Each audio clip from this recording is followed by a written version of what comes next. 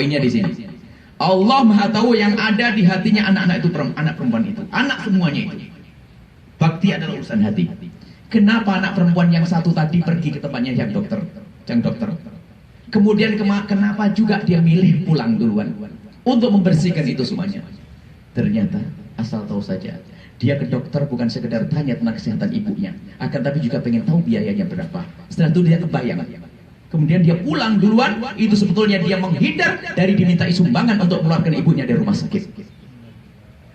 Model begini banyak loh ya. Saya buat cerita saja begitu. Biasanya begini, kalau ibunya sakit itu dilihat siapa yang datang duluan. Kalau saya datang duluan, pasti saya yang nembus obatnya nanti. Mundur dulu biar kakak yang lain. Hah? Ini anak durhaka halus. Kalau ibu kita sakit berlomba, saya duluan belikan obat. Nggak boleh kakak, saya. Semuanya berebut.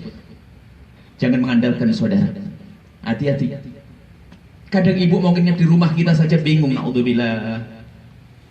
Ini loh perlu sadar hati ibunda kita. Ada orang ibunya mau nginep di rumah kita, bahasanya, "Nak, aku Ramadan mau di rumahmu nak ya."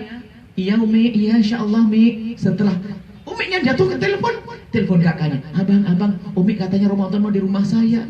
"Aduh gimana, rumah saya kecil, di rumah abang saja ya." Abangnya berkata, "Dek, bener dek, rumah saya gede, tapi aku jarang di rumah." Semuanya pada nggak mau datang ibunya. Ini sebetulnya anak durhaka, semua anak bakal sengsara semuanya itu. Jadi urusan berbakti itu urusan hati. Maka kalau ibunda Anda sakit, jadilah Anda nomor satu yang akan membantu orang tua. Jangan mengandalkan saudara dan sahabat. Saya. Maka semakin besar perjuangan Anda, semakin gede barokah Anda. Ini saja mungkin renungan kita. Kadang dengan orang tua kita seenaknya ngomong, ngomong kasar, bahkan macam-macam bentuknya. Ada bapak ibunya masih hidup minta bagian waris. Oh, kurang ajar ini orang. Yang mati belum tentu ibu duluan, bisa saja anak duluan ya. Hati-hati yang pernah ngomong ke ibunya, abah mana warisan saya. Wah, ini durhaka halus ini. Memangnya bapaknya harus mati duluan? Kita menemukan semacam ini. Saya minta bagian waris saya. Bapak masih ada kok minta waris. Wah, ini anak durhaka ini. Kalau ini adalah Anda, selesaikan kisah itu. Hari ini kita sudah umroh. Berubah. Jika Anda termasuk orang yang saya ceritakan tadi, berhenti. Kalau tidak ingin sengsara, kalau seandainya kita sengsara di dunia berakhir dengan kematian, tapi kalau sengsara di akhirat, neraka jahanam. Selesai sampai di sini. Ayo renung. Ini urusan ibunda saja sama ayahanda. Ingat. Baik, ini saja. Jadi nanti di saat umroh kita bayangkan ibunda kita doa, "Ya Allah, ampun ibundaku, ayahandaku terus hadirkan." Menangislah untuk ibunda tercinta dan ayahanda tercinta. Kita tuh kadang-kadang tegaan, pelit ngasih orang bisa lebih banyak, tapi kasih ibu kita pelit. Belum lagi ada yang merasa gengsi dengan ibunya karena dia keren, dia sudah jadi orang kota, kulitnya bersih, ibunya hitam kulitnya, ditanya siapa dia, bantu. Ada orang gengsi sama ibunya. Yang gengsi sama ibunya itulah manusia yang paling jahat. Ibunya itu kulitnya hitam itu karena cari duit untuk nyekolahkan dia. Giliran sudah anaknya makmur, lupa sama ibunya. Banyak model manusia begitu. Tapi itu jelas manusia bukan ahli surga, di ahli neraka. Bukan Anda semuanya. Sekarang ayo Anda benahi. Jadi Anda harus berebut dengan saudara-saudari Anda. Kalau misalnya Anda jauh, ibu Anda bersama adik Anda. Anda jauh misalnya, Anda kerja di tempat yang jauh, bilang sama adik, "Dek, aduh, aku harus balas budi apa denganmu, Dek? Sudah gini saja, Dek. Kebutuhan Abah sama kamu, saya yang jamin. Kalau sakit mungkin tidak bisa datang, Dek. Abah sakit katanya di rumah sakit ya? Iya Bang, tolong saya minta tolong. Ya, saya minta tolong, Dek, minta tolong Abah Bang. Jangan diganggu ya, tolong. Untuk biaya rumah sakit serahkan ke Abang ya, minta tolong." Itu. Kadang-kadang diam-diam pura-pura tidak tahu, manusia model apa itu? Ibu kita itu kalau kita lapar, beliau rela lapar demi anaknya kenyang. Itulah orang tua. Sudah sampai sini jangan malam-malam. Mulainya ke malam. Artinya harus ada perubahan ya. Ingat urusan kita dengan Allah. Sudah kayak harga mati. Durhaka kepada orang tua akan sengsara, dan sengsara Allah murka besar, murka berat, zalim yang sangat zalim. Amal kita akan hangus, kebaikan akan hangus, habis gara-gara durhaka kepada orang tua. Yuk, ini saja insyaallah. Mau ditanyakan singkat. Ini adalah bahan renungan, jadi insyaallah terus. Kita sering angkat suara. Kalau Al-Quran mengatakan wala taqul lahum uffin kalau sama orang tua jangan ngomong off. Off itu adalah ngomong dengan kalimat yang menunjukkan kita nggak nyaman. Maksudnya nggak sabar ngomong sama orang tua. Kalau sama orang tua hadapkan dengan wajah dan badan. Iya Umi. Ya Mi. Bagi nasihati sambil nyanyi-nyanyi, sambil mukul-mukul. Masih ingat nggak? Kalau nasihati, ya ya. Karena kita pegel sama orang tua. Ya ya. Ya ya. Ya itu off tuh begitu. Coba dibalik Anda punya anak ngomong gitu, enak nggak? Ya enak. Lalu kok anak kita ngomong gitu, kita dulu gitu. Awas, itu masih di dunia tapi di akhirat yang mengerikan. Lah umroh harus ada buahnya. Tanda umroh dikatakan Imam Al Hasan Basri, tanda umroh diterima ada perubahan. Dan jangan gengsi, datangi Ibunda cium tangannya. Rasakan keras telapak tangan ayahanda yang memegang cangkul waktu itu di pipi kita. Sentuh bau tanah, cium, itu ibunda kita yang bekerja untuk kita. Lihat kulitnya yang tidak seputih Anda, agar semakin hancur di hati itu. Cukup sampai di sini insyaallah. Ini adalah untuk orang tua. Nanti akan kita bahas yang lainnya.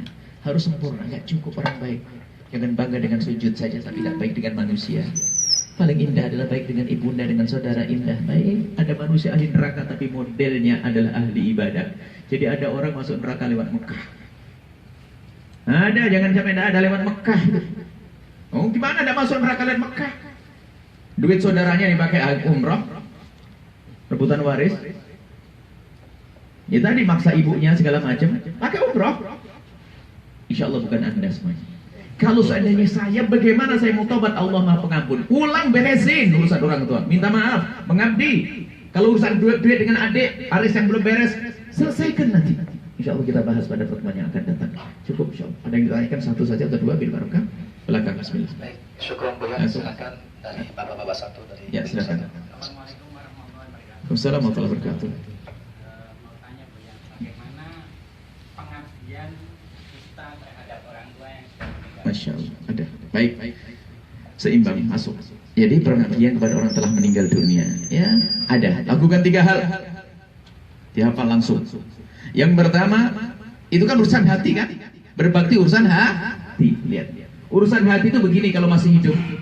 Orang tua kita butuh makanan, kita makan. Senang roti, kita roti. Senang buah, kita kirim buah. Waktu hidup, karena kita nyambung hatinya. Kesenangan.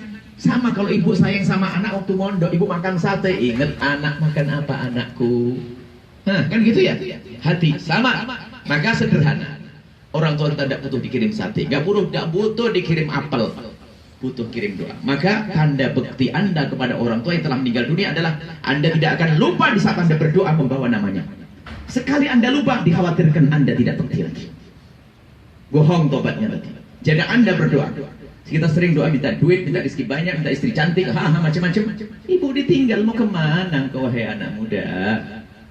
Ibu dibawa dan doa untuk ibu udah banyak. Hanya Allah maghfirlah warhamha. Ya Allah ampuni beliau dan kasih sayangilah beliau. Itu saja. Tapi dengan hati lah. Lihat, ampuni karena ibunda kita punya salah.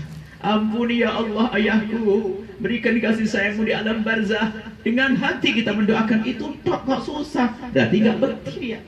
Jangan Anda berdoa kecuali orang tua Anda bawa dalam doa. Setiap doa. Berapa kali kita dalam berdoa? Minimal 5 kali kan. Lebih dari itu. Bawa ibunda. Bahkan kunci doa Anda yang banyak itu akan dikabul kalau Anda bawa orang tua Anda. Ingat, Anda bawa orang tua. Sudah meninggal, dia tidak butuh duit lagi. Tapi butuh dikirim doa. Yang kedua, benar bagi orang berbakti, bukan basa-basi. Basa-basi nggak laku. Sekarang ditanya, Anda kerja berapa penghasilan saja? 2 juta. Baik. Anda menyesal kurang berbakti pada orang tua? Iya, saya menyesal. Orang tua sudah meninggal? Iya, sudah meninggal. Baik.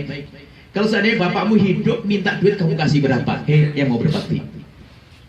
Karena orang mati mau hidup lagi itu nggak mungkin. Jawabnya bisa gampang. Saya kasih separuh. Wah, gampang aja ngomongnya. Separuh. Tapi kan tidak bakal hidup lagi. Akan tapi tidak seperti itu caranya. Karena tidak bakal hidup beliau. Jangan diberikan ke orang tua duit, tapi potong dari rezeki Anda. Potong dari rezeki Anda, gaji Anda, harta Anda, sering Anda potong, berikan untuk jalan Allah. Pesantren, masjid, anak yatim, fakir miskin, niatkan untuk orang tua kita. Itu memberi ke orang tua. Berapa kira-kira kalau kita gaji 5 juta, ibu kasih berapa? Ayo.